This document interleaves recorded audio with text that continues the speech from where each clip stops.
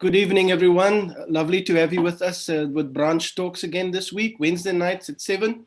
It's Branch Talk times. And I was thinking about, the situation that we're facing with gender-based violence. Our society is plagued by the abuse of women and children.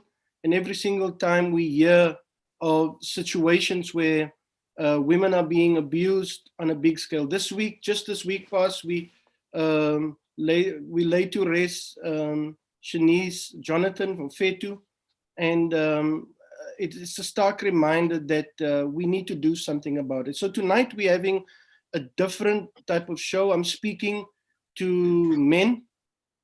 I've called in a couple of some of men that I know, and we're going to have a frank conversation on gender-based violence and the role that men has in gender-based violence, the role of men in gender-based violence. And so we're going to have just a frank talk with men, and it is important that we as men take responsibility for our situation that we face ourselves. It's our country, it's our lives, it's our people, and as men we need to take responsibility. So I want to take this opportunity to speak to men about it, speak as a panel together about gender-based violence. So we've got a nice panel together of men that I know that I've called in today, and I would like to introduce them as the time goes on. But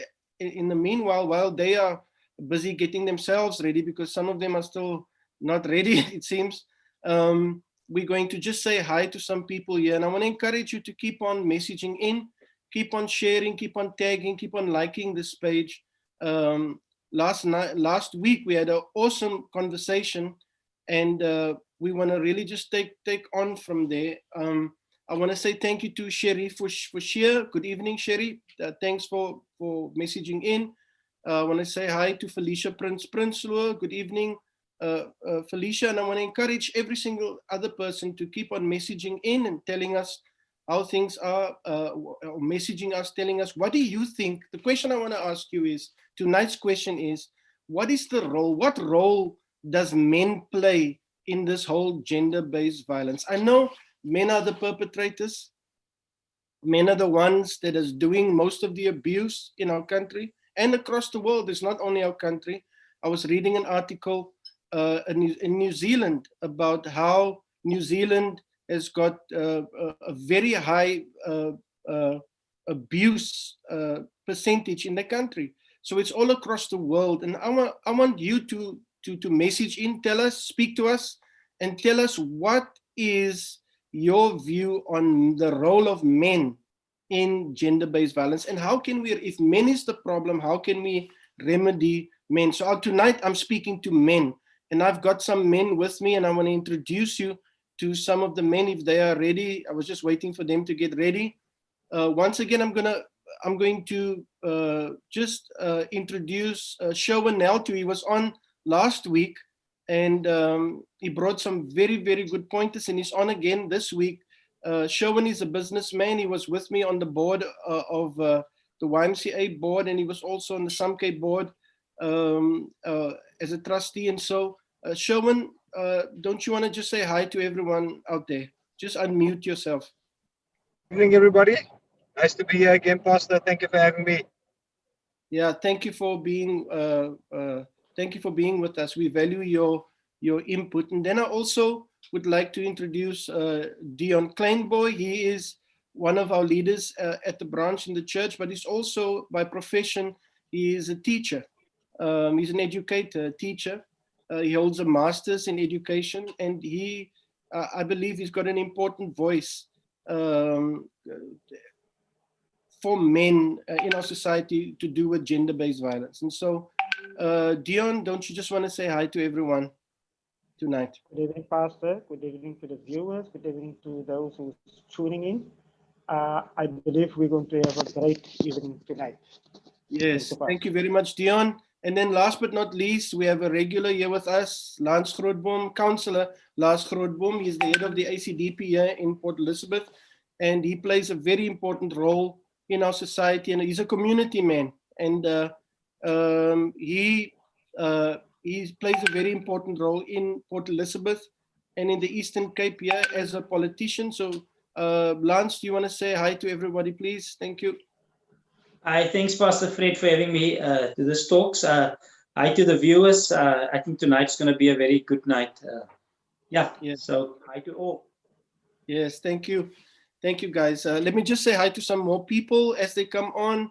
Lynette Hawkins, good evening, Lynette. Thank you. Veronique Hoffman, thank you. Jolene Peacock, good evening all. Thank you very much, Jolene. I want to just also ask everybody to message in. Remember the question I'm asking tonight, and I would like your opinions. I would like your input. You can just message in and tell us, what do you think the role of men is with gender-based violence? What do you think the role of men is to do with gender-based violence? Godfrey Andrew Nolans is also on. He's saying hi to Dion Kleinboy. Dion, there's somebody saying hi to you.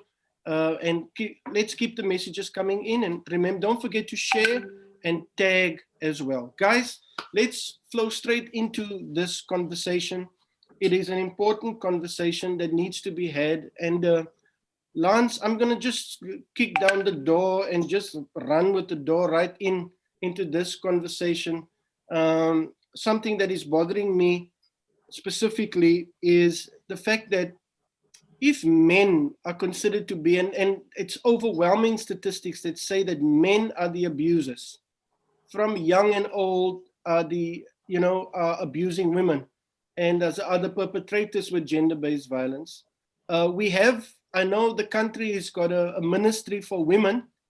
There's a women's ministry politically, but why is there no, according to you, or should there be a ministry for men?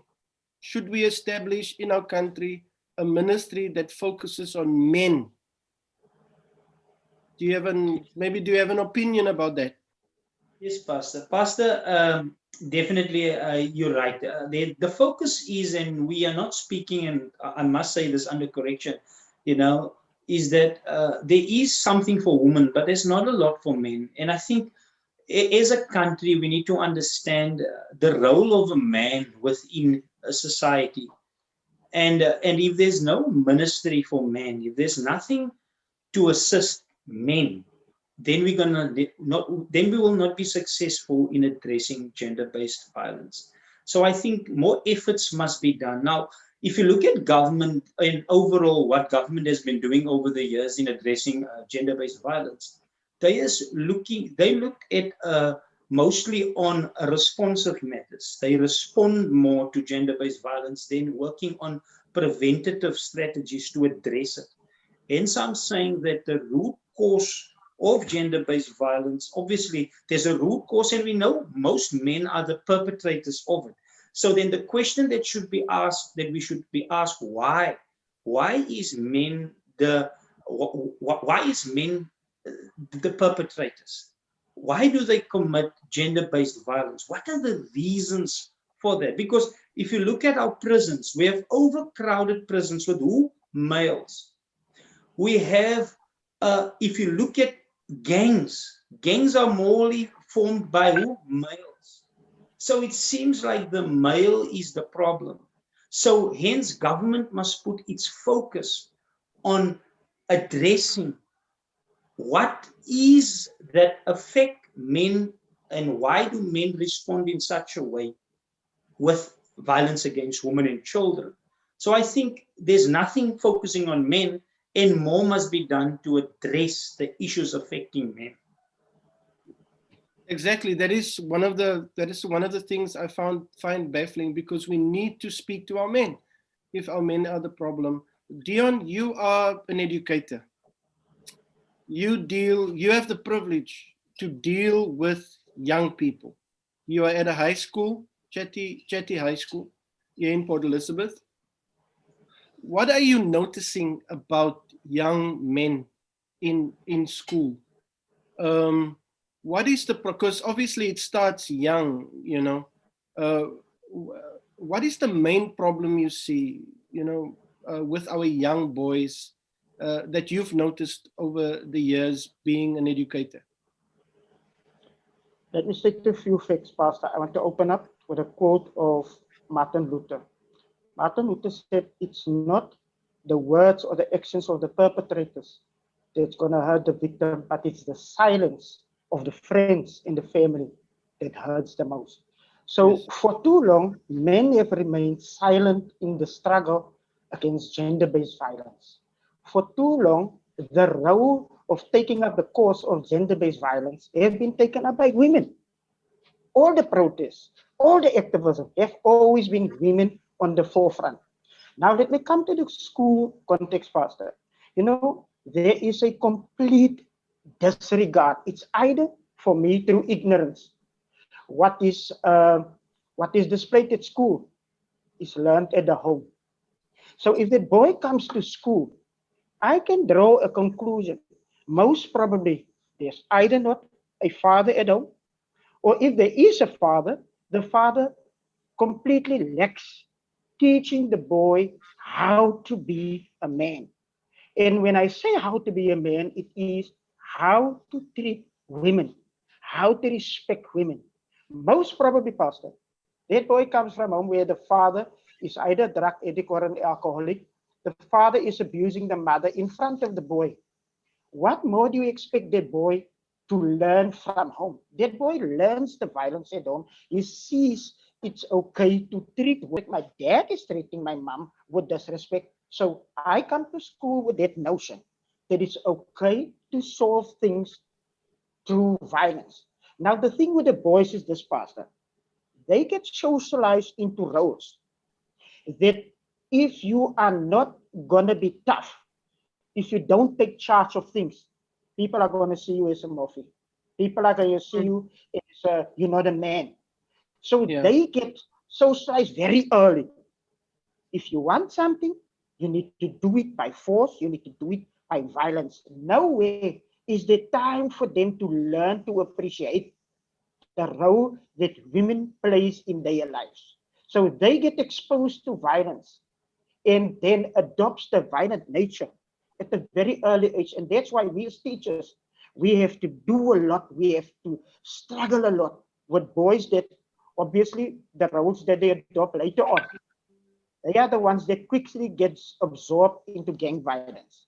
Those are the ones that don't get teach at home, are the ones that quickly falls into drug abuse and alcohol abuse. So the reflection of the home gets further driven to the school. The school plays their role. And then when the boy is in a state of learning from what the teachers want to teach them, go outside in the community, they get a conflicting message. It's okay to be rude to girls. It's okay not to disrespect them. So society and the Yeah. school have two different ideas of what boys must be, Pastor. Yeah. Yeah. Dion, let me speak to Sherwin here. Sherwin, what are, because we as men, I was reading an article because I was doing some research for tonight. And it was about a guy that used to beat his family and abuse his family. And it seems like he was saying, one of the excuses he used to make, if you speak to men, all men agree there shouldn't be any violence, right? If you speak to any man, even if he's beating his wife, he'll say it's not good to be violent, but there are limits on what a man can tolerate. Do you understand what I'm saying? That's one of sort of the excuses. I shouldn't be violent, but they can't drive me beyond this point. Sherwin, I'm asking, what are some of the excuses that you hear that we as men, and I'm going to come to everybody because I want us to be real tonight, as we are men, and we want us to be real. What are some of the excuses you hear in the community? You also a community man. What does men say? Don't push me, or what are some of the excuses you hear in community, Sherwin? Okay, thank you, Pastor. So just to pick up on what Councillor Grootboom said earlier on, we're really facing masculinity issues in our community. Unfortunately, we find ourselves living, and I said this last week, in a male-dominant society. I think Dion also touched on the fact that men have become quiet. I just also wanted to mention that one of my friends in Kenya last week coined the phrase "silence is violence." And then I also remember saying last week, or quoting the Archbishop Desmond Tutu, that if we are silent during times of oppression, that we are on the side of the oppressor. So it's clear that it is a collective responsibility, but in this instance, men really need to stand up. But we have an issue that we are facing in the community where we find men not willing to do this, unfortunately. And then when the blame is shifted to men, or when men see all these stop gender-based violence posts, or women wanting to find themselves in a more leadership roles and those kind of things, then we start to have a problem with that. And then that's where the excuses are established. I mean, I mentioned this last week also. The way she dresses, what does she think of herself? She throws herself at me. That's still no excuse for gender-based violence and those kind of. There's many excuses that we see. A common one, Pastor, that I just want to mention is, and people sometimes make biblical reference to this, that a woman should know a place. And sometimes they make stupid, I would just want to say stupid jokes by a woman's place is in the kitchen, or a woman's place is with a broom in her hand or a mop in her hand. And those are the simple comments that are made and excuses that men make. And I always tell women this when I speak to them, that we mustn't take these kind of comments lightly, because that's where it starts. That's the establishment of a male-dominant society where women feel less than men, because I mean there's clear masculinity issues in our community. So there's many excuses, but those are some of the things that are common. Yeah.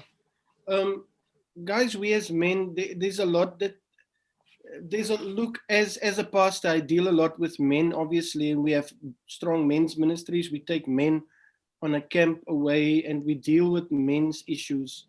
And one of the things, and I think what I want us to highlight here is not as an excuse, but we're not excusing men. There's no way we are the perpetrators, but we need to come up to the whys. Why, if we can answer the why, or we can shed some light on the why, I think it will help, why men are doing what they do, so that they can, if we're broken, we need to be fixed. Our society needs to be fixed by the whys. So can we go into a little bit of the whys? What I've realized is men easily feel attacked. How men easily don't feel respected. I know respect is a huge thing. One of the scriptures in the Bible in Ephesians 5:20, I think it's 22, says that women must see that they respect their husbands, and husbands must love their wives. So it seems like respect is a big thing. Lance, I want to bring you in here. You were talking earlier about the role of men in society, and how does respect and the role of men go hand in hand in our society? How big is respect? How big of a thing is respect to men? Pastor, I think respect is very important to a man. But I think before we have to go into respect, we need to understand that, we need to understand the purpose of a man. I think, to me, I believe why men are so abusive, because like I said, we the perpetrators. I think it's a lack of identity, not knowing who you are and whose you are. And I think if men know who they are, know their purpose, because I believe it can be very frustrating to not know who you are. And now we're in a society where there are confusion, because the role of men is now minimized. And we see the roles have changed over the years. And I think we need to go back, and we need to go back to the Word of God. We need to look at what was the foundation. What was the reason for God creating the male? Because in that you will find respect. You will find that there. But you will have all the stuff that a man need to know why God has created him. Because I think for us to abuse women, it tells us that we don't know who we are. And we don't know why God created us and what are our mandate on the earth. So if you want to address anything, that's why if a man becomes frustrated if he does not know what is his role. And now he takes out that frustration on who? On a woman or a child. But I think if people may need to get to a point where they need to know who they are. And that is the key. And there you will find out that respect is one of the pillars, let's put it in that way, of which a man feeds on. I make this example. I don't think we need love as men. We need respect. When a car, for example, a car needs petrol. You can't throw water into a car. So a car needs petrol to move.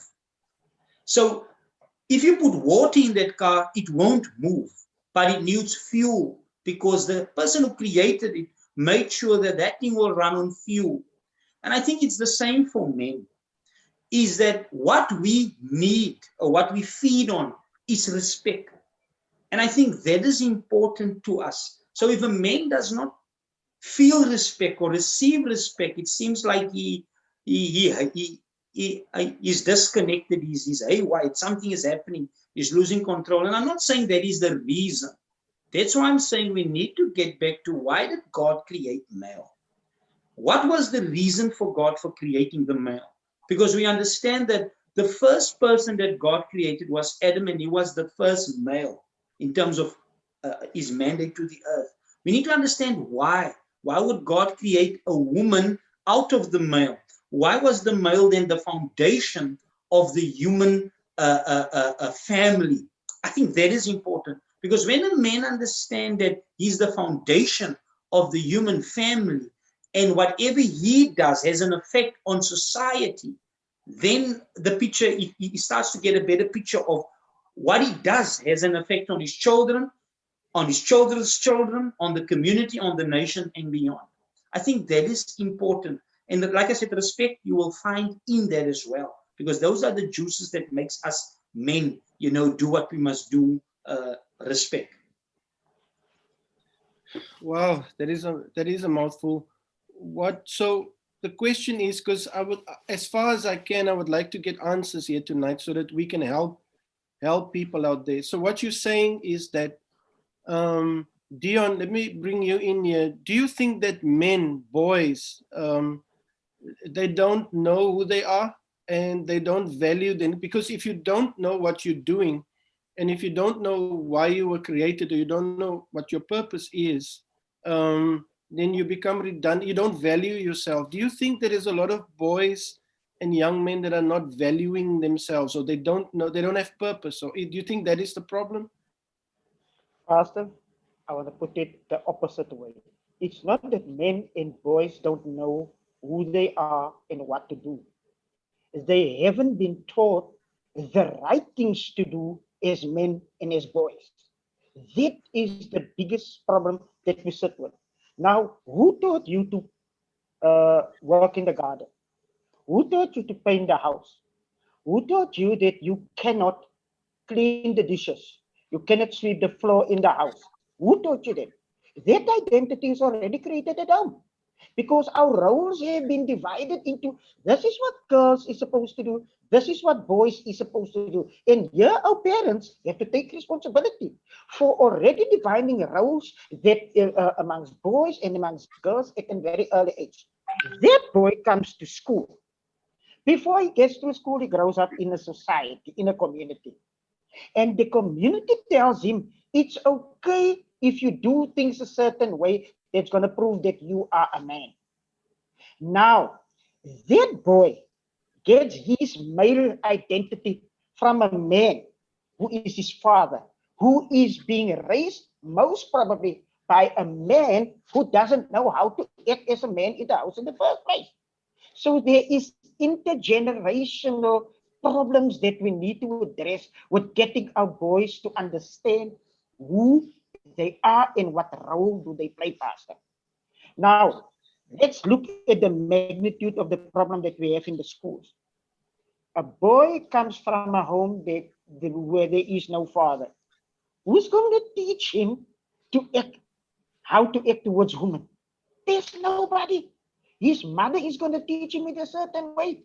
But there's certain roles that can only be played and be only be taught to a boy by a man who is responsible, who knows how to treat women with respect. Now that boy needs that affirmation and that man in his life. And if that man is absent, he's going to learn it in the street. And the street is going to teach him another identity. Here you're going to do things according to the group. Here you need to do things to prove that you are worthy of part of the group. So the peer pressure becomes a problem before that boy even have an opportunity to act positively towards females. He is already in a state of confusion. Now, if you want to unlearn that behavior, you need to unlearn a lot of things. We are not going to solve the problem of gender-based violence if there's no men and admission on the side of men in our community. What we are doing towards women is wrong. Your neighbor get beat up. That wife she's screaming. That lady is screaming. What do we do or what have we been taught? It's not our business. Don't get involved there. In fact, you need to get involved. That woman is losing her life next door. What can you do? Don't go now into the man's house and go fight with the man. What you can do is to call the cops. You can do something. You can phone the police and tell the police something is going on in this home next door and it's not right. Now we are being taught, Pastor, mind your own business. It's those people's business. Now that has been the problem of men. It's a few good men that knows the right things, that remain silent, that give all of us men the bad name and that is the reason why women have been in the forefront of this activism against this gender-based violence. It's time that us as men stand up. We need to rise up. We need to lead. We need to say it's wrong, and we need to start the process of teaching our boys how to be responsible men at the end of the day, Pastor. Sherwin, I know personally that you've been actively involved in things like camps and trying to be active in our community, and you would have seen firsthand the effects of fatherlessness and fathers not being there on our society. Just to go on to where Dion and Lance is saying, how important how important is it for us as men in our society to act as surrogate parents, if I can put it that way, or maybe surrogate is the wrong word, but to stand in the gap almost for those kids that don't have fathers, to try and teach them the role. But how big is the question I'm really trying to ask is, how big is the issue of fatherlessness in the community that you work with? Yeah, so it's very good that you mentioned single parent households. And when we refer to single parent households, it's often a mother and a children. And I'm sure many people can relate, because I know of many people, and majority of those single parent households, and even by dating back to generations like Dion just mentioned now, we will find that our men grew up with their mothers. And so they were never taught that. They just accepted what society gave them. So society says it's okay for a man to be a certain way. And I think we've just accepted the fact that men play a dominant role in society, like I mentioned earlier on. And on that backdrop, we find ourselves, like Dion mentioned, in a society where we hear things, we see things, we even know of things happening, and we do nothing about it. Because it's not our business, it's not our problem, it's somebody else's problem. As a man, I need to take care of my family and what's happening here, and not worry about this man next door. And that becomes a problem. And like Dion also mentioned earlier on, it's not necessarily going in and intervening, because then you're going to find yourselves in problems, but actually saying something about it. So the role of every man is to be that brother, to be that father, to be that mentor. I mean, we see boys walking up and down in the street. We see them on the street corners. We go to the shop and they're standing on that corner, and we say nothing when we see them doing certain things and making certain moves or acting in a certain way. because it's not our responsibility in our opinion, but it is our responsibility. Everybody has a role to play. So I think that's a very, very crucial point. You asked early on, Pastor, about the whys, and this is one of the reasons why, because we keep going back to the fact that this is not my business. It's not my baby. It's nothing to do with me. And then we do nothing about it. And even in our own families, we can start there. In our own families, we have single parent households, and there's a great opportunity for the uncle then to take a lead role there, or the cousin to be a bigger brother to your cousin's children, or whatever the case may be. And really speak to them and teach them how to be men. And like I said earlier on, let's go back to this masculinity issue, because I'm so glad that Dion mentioned all the points. It's almost as if he stole the words out of my mouth, but he mentioned all the points that I wanted to mention about the realities that exist in our community and how we confront these realities. And there's a certain notion that exists, and we need to change that. We need to change the narrative that exists in our community, and we need to give. And the only way to start doing that is by saying, listen, we live in an equal society, and let's give women those rightful places. And we can see it, it's ever present in industry, wherever we find ourselves, that we live in a male-dominant society. But without doing corrective action and doing something practical about it, we're never going to get anywhere. Yeah. Guys, we've reached halfway already. Can you believe it? I just want to greet some people that's contributing, and I want to say thank you for all the messages. Marianne Lita, she's been tagging a whole bunch of people. Thank you very much, Marianne, she's Pastor Marianne Lita. She is just tagging a lot of people here. Thank you very much, Marianne. And then also Roma, nice to see you again. Nice to see you, Roma. I know Roma. Welcome tonight she says it's so relevant and so real, the conversation. Cherise, welcome, Cherise. Thank you for tuning in as well. Then Pastor Roby Scheide as well. She says, good evening, family. She's tuning in. And then Nadia Grootboom as well. Councillor Lance's wife. She also says, good evening. And she also says, very well said, Councillor. So she's backing up her husband then. And Wesley Blichnout as well. He says, good evening, guys. Looking forward. My brother Wesley, he's a regular. Lizelle Niekerk also says, good evening, family. Thank you, Lizelle, for tagging and getting hold of everybody. Cherie says, I couldn't agree more. Teach our boys what's right and wrong from a very young age. And that's some of the comments and the things that has been coming in. So, guys, can we shift up a gear here? Can we talk about what needs to be done?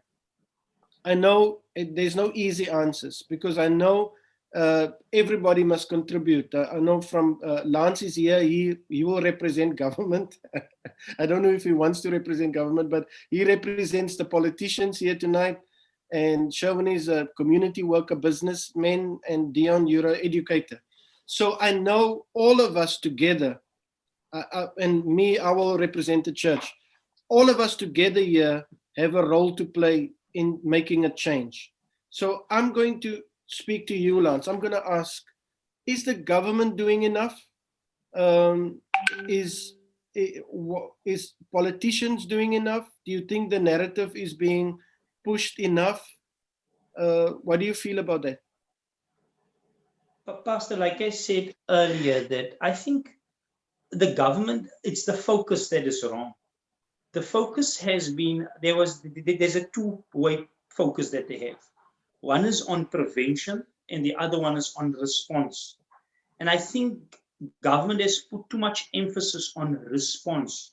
And when I mean with response is, they've looked at the victim, which is good. So there are medical assistance to the victim, there are psychological help to the victim, and there are shelter provided to the victim. Then if you look at the perpetrator, what we've done is we have passed legislation, and there are a lot of laws. There are the Domestic Violence Act, there are the Human Trafficking Act, there are a common law, there are the Minimum Sentencing Act, there are the Sexual Offences Act. All those laws that has been passed, none of them are really deterring men. So it's telling me that it's not working, because it's supposed to assist. I mean, we've got minimum sentences for certain rapes that is 15 to life, but they're not deterring people. crime has escalated, and the Minimum Sentencing Act was passed somewhere in 1999. So 99 up until now, it hasn't deterred people. It didn't reduce crime.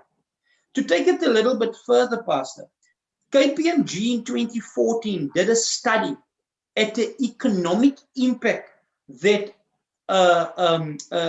gender-based violence have on the economy. We spend roughly as a government between 24 billion to 42 billion. That was during 2013, 2014. I mean, there is a lot of money spent to address gender-based violence, but it is still increasing. So government's efforts are not enough. Their focus are in the wrong places. If their focus are on prevention, we need to focus on how do we prevent gender-based violence from happening. And the prevention would be focused, like I said earlier. What we sometimes discuss is what I believe is the means and not the end.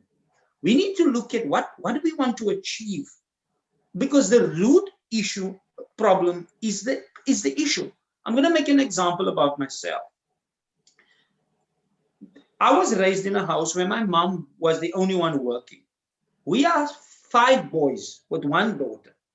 My father never taught us how to treat a woman, how to be with a woman. I didn't learn that from my dad. Now, I call that basically just the symptoms, but there are deeper issues. I had to go to my father. Nobody taught him how to treat a woman. You know, and I can go further down. But one thing I realized, when I discovered who I was, in whose image I was created, when I discovered what my purpose was on the earth and why God created me, I started to value even my neighbor, my wife, woman, and everybody around me, because I realized that every person was created in the image of the Creator. So I knew if I abuse a woman, I would hate myself. If I hate my neighbor, I will hate myself. If I hate my spouse, I will hate myself. If I hate my children, I will hate myself, because we all are created in the image of God. So when I understood my value, I started to believe in myself and believing in the people around me. And I started seeing value in other people. But it all started with my belief. My belief changed. My eyes opened. And I started to see more value in me and value in others. So I think, where do we have to start? Government's rehabilitative programs are not assisting. If you go to jail, you get raped there. You come out worse than where you were before. So the program should work on self-worth. Who are you as a man? You know, where did you come from? Not cultural, where did you come from? What are your mandate on the earth? You know, because when you value yourself, you will value other people. When you love yourself, you will love other people. You can't give what you don't have. And I think that is where we need to start. We need to start with the root. That's why, and I'm going to end on the last point on this, Pastor. That's why you would see that many males are the perpetrators of this. Like I said earlier, why? Why are the jails full with males? Why are the male abusers? Why are the males in gang? Why the devil after destroying the male? That is important. If I was practicing for 10 years as a lawyer, all my clients that were males that broke the law, especially the young children, when we saw those social workers' reports, there were no daddy, there were no father, there were no role model, there were no male. So it tells me that's the link, the root. If there's no daddy, no father, no male, you're going to have a problem in society. So if you want to address the thing, you need to focus on the male. And that is not bringing male dominance into place.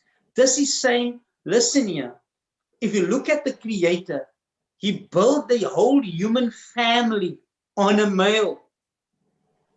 So the human family is only as strong as the male. Now, I'm not saying that. That is in the Creator's manual, the Bible. God took Adam, the foundation. He built on that male, the entire human race. He's still building today on that same man, populating the earth for us that believes in the creation. He's doing it still today. So the problems are tracked to the family, to the individual in the family, which is the male. That's why the sin of the male carries to the children. That's why God said he has come to restore the relationship between the father and the son. Because if that is not restored, you can't heal the community, you can't heal the nation, you can't heal the world. You need to start with the male. You need to get him back to understanding who he is and what is his role in the community, in the nation. Yes. Wow. Wow. Wow. Wow. Wow. That's good stuff. Dion, speaking about education here now, we've heard about the problem. We know now there's a problem at home.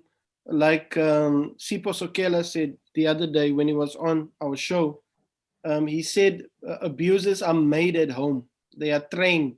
They're not born. They are made to be like that. And we've heard the problem, so we know what the problem is. The problem, what the problem of our young people is. I know our young people are angry. Yeah, our males especially are angry, and we understand the problem. What do you think? And I don't know how much thought you've given to this. What do you think can be the solution in schools, especially? What can be done? What does the school need more of in order to cope? I know the problem is at home, but you are getting those type of children in your schools, angry, no role model. Do you think there need to be a curriculum change, or do you think there needs to be programs? What do you think could be the answer? Because I'm trying to think of answers here tonight in school, in a school setup, education setup. First of all, Pastor, I would move on this point the following way. First of all, we need to get rid of the systemic nature of portraying women as subjected to the power and authority of men.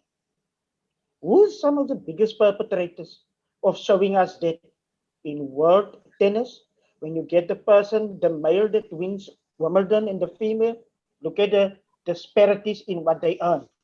That's on a sporting scale. Let's come to the corporate world.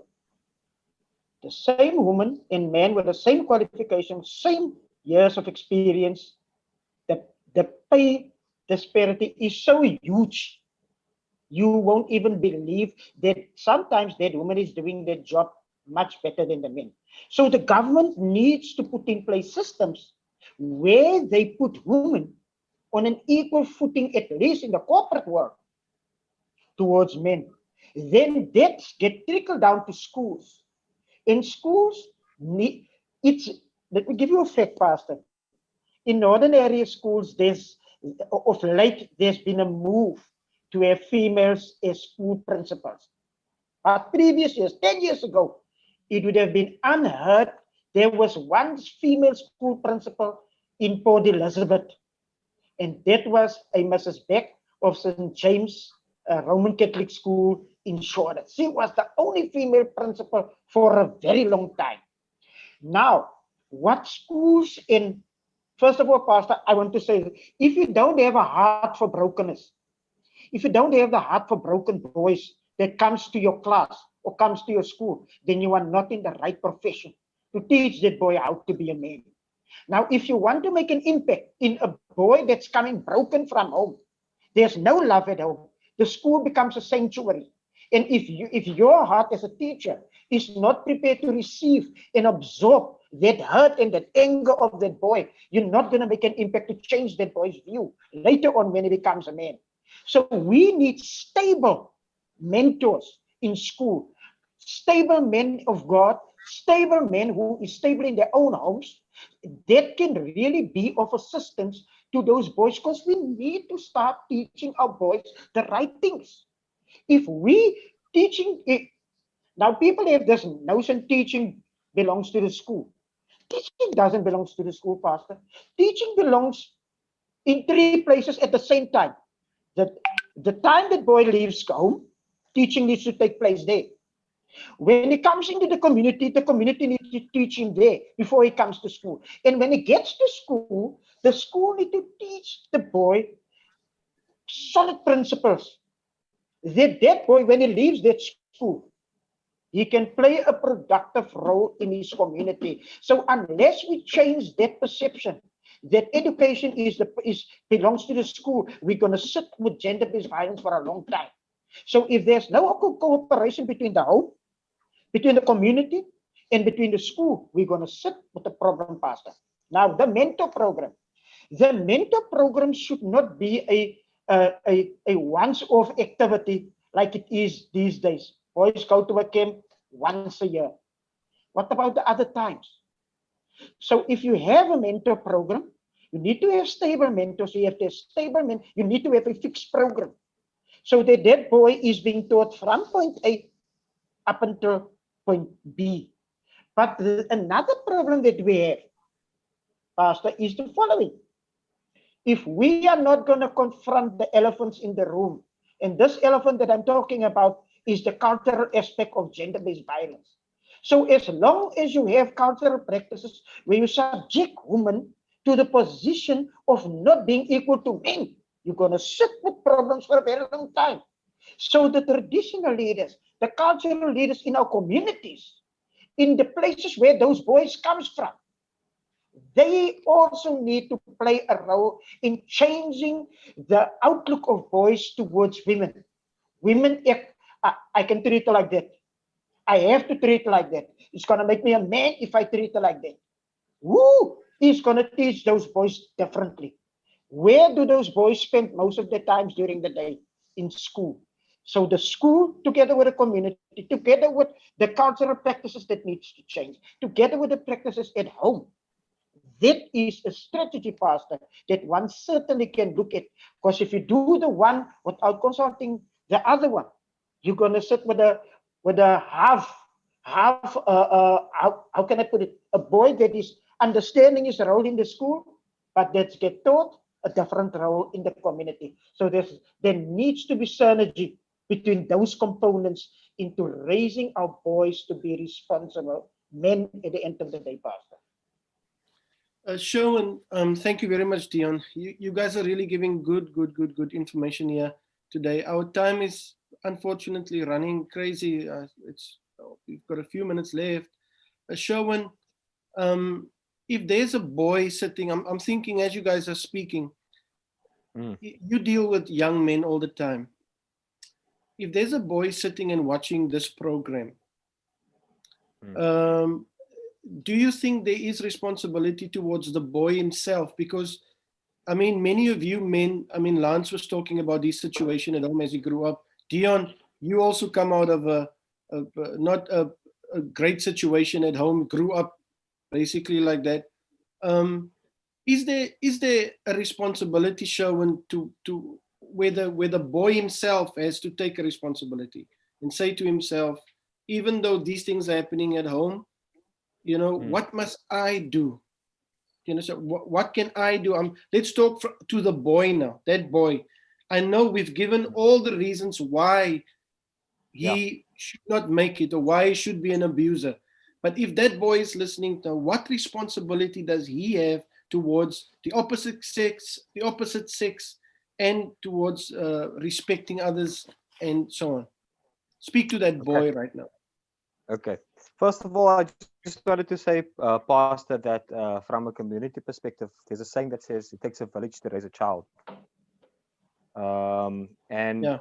As human beings, we are creatures of habit. So that's just one of the points I wanted to make before I speak to the boy, as you refer to. So young man, as you sit there and listen to this, it is not only what we've been taught, because I mean all of us, young and old, we know what is right and wrong. We've always learned what is right and what is wrong. So it is not only your responsibility, but it is your moral duty to treat a woman in the way that she deserves to be treated. And if it is that you haven't yet found out how to do that, feel free to speak to. There's a lot of mentors. There's a lot of leaders in our community that really want to help you. And here we have perfect examples. There we have Pastor Frederick. We've got Councillor Grootboom and Dion. I think after this, Pastor, I just wanted to ask if after this they can reach out to any of us, because I don't think it's an overnight process. I think that it really takes time to sit down with young men and teach them these values. Personal development starts, like I think Councillor Grootboom also mentioned, that it's a personal responsibility, and each of us need to take that responsibility, young and old. So to the young men out there, you know what is right and you know what is wrong. And all I'm going to say, the best advice I could give is do the right thing. Yeah. Lance, I want to give you basically the same question because our time has just gone by. I want to give you the same question. I want you as a father, as a man of God, as a mentor, you speaking now to young people, to young men, to men especially.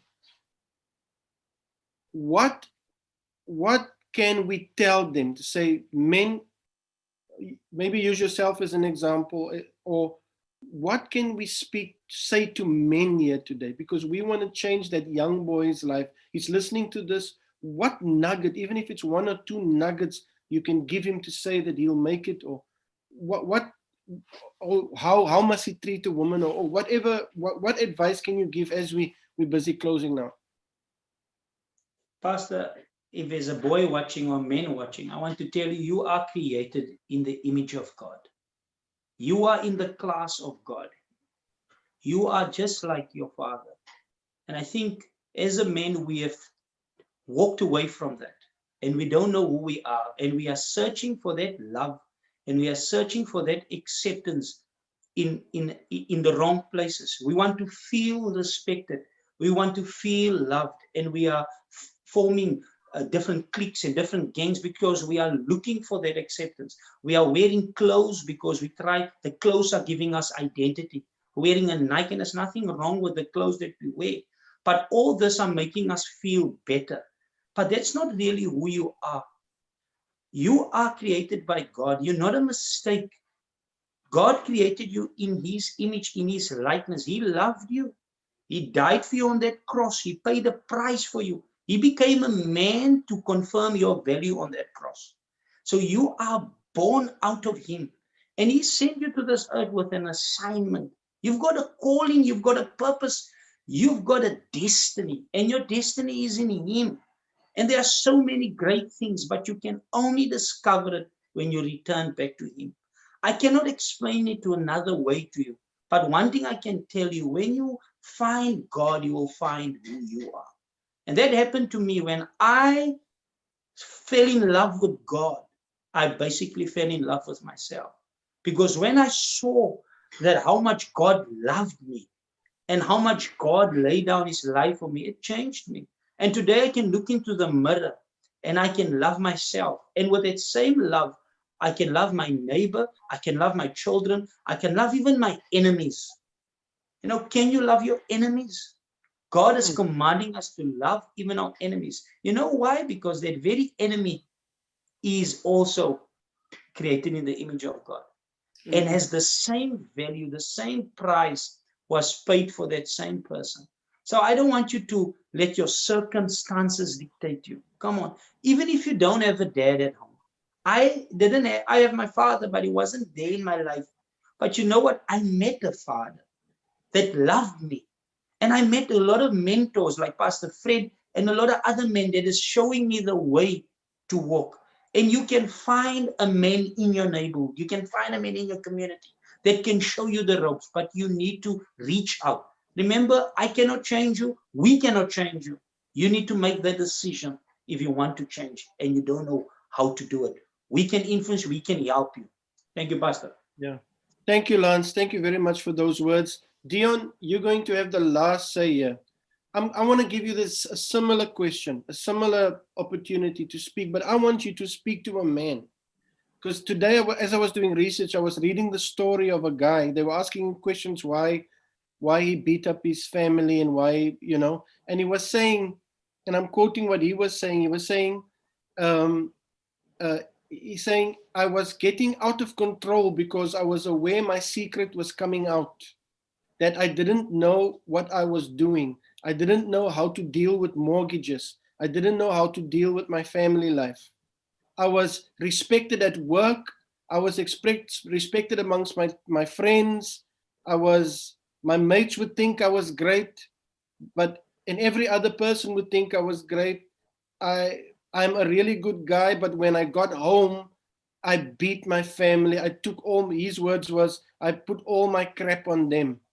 I believed my home, my house, my castle, my rules. That's what a guy who's you know, a guy who was an abuser. He actually lost his family, his wife, because he beat his wife and his kids up so badly.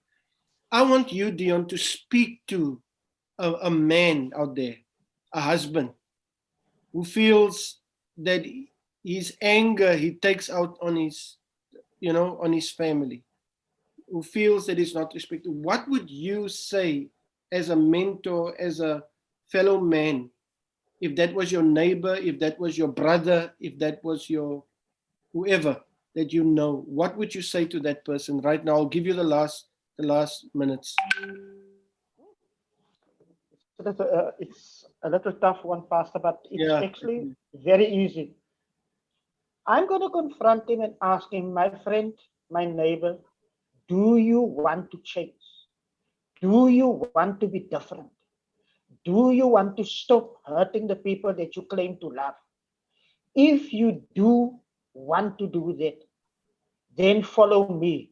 And I will follow. He must follow me in saying after me the sinner's prayer. That would be a start if he really wants to change. Because our role, you cannot be a man in principles and a man with a value system unless you don't know God. Because the rules of the Bible is very clear. We should love, we should protect, we should guide the people that God entrusted to us. So I will tell him, if he really wants to change, there are alternatives.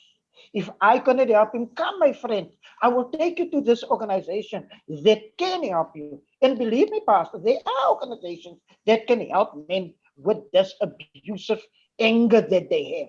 And then start the process of untraining the bad behavior, unlearning the anger that he has. Because if we are not going to come to a point of that, making him realize that what he is doing to himself, his family, the community, is wrong, then every act against a woman and a child, according to his mindset, is going to be right. So we need to start making him see. I will make him see, my friend, that people that you are abusing, do you know it's your wife and you know it's your family? Do you know that a man is supposed to be the protector of his family, to throw realities into his face so that he can realize, man, it's not people that he doesn't know that he's hurting. It's people that he's been with for years, that he sleeps with every single night. So, Pastor, that would be my plan of getting that man to a point Yes. where he starts to repent, starts to want to change, and leading him then in the process. Because the process is going to be to lead him into a process where he can come to the point where he's going to regret what he's done. He's going to have to repent. He's going to have to change his ways. And that is going to take really a real man. Because all that violence you need to try to get rid of, all that anger, all that unfulfilled needs. Because a man that is hurting people is a man that was hurt. So if you get to the root of why he's doing this, that man is in the right frame of mind to change faster. Well, people, there you have it. We've come to the end of our program today. I'm really touched. We've done 4 weeks of gender-based violence, and the things that came out here was really, really good. It's really impacting people's lives, and I want to encourage you, if you're sitting there, and you caught up in gender-based violence, maybe you're a woman that's being abused yourself, you know, don't keep quiet. Don't keep quiet. We live in an information age. You click on Google and organizations will pop up on Google as far as you can. You speak to a neighbor, go to the police or whatever. Last week we had the police on, go to the police, go to the church, go to somebody that can help you. There is help out there. If you're a young man and you're frustrated, you've tension and things are not okay, reach out to your teacher at school, reach out to your pastor down the road, or reach out to a close friend and tell them, don't sit in silence and do this alone. I don't know why South Africa is one of the countries with the highest rape figures and the highest abuse figures. But I know it's not just a South African problem, it's a problem around the world. But I am an optimistic person because I believe that we can curb this violence. I believe that as men, we can rise up and take our rightful place, that we can stop this as men, and we can change our society around. I'm a man, I'm in the church, I'm a pastor, so I believe we can do it through the power of Christ. I believe we can do it with his help. We can change our society and our community around. I want to say good evening. I want to say that it was a pleasure to talk about this topic. Next week, we'll have to shift focus, but we're going to speak about a situation that's also very real in our society, and that is drugs, the drug problem in our society. We will have a panel on next week that's going to speak about that. So we're looking forward also to the topic next week. God bless you. Thank you for tuning in to Branch Talks. See you next week at 7.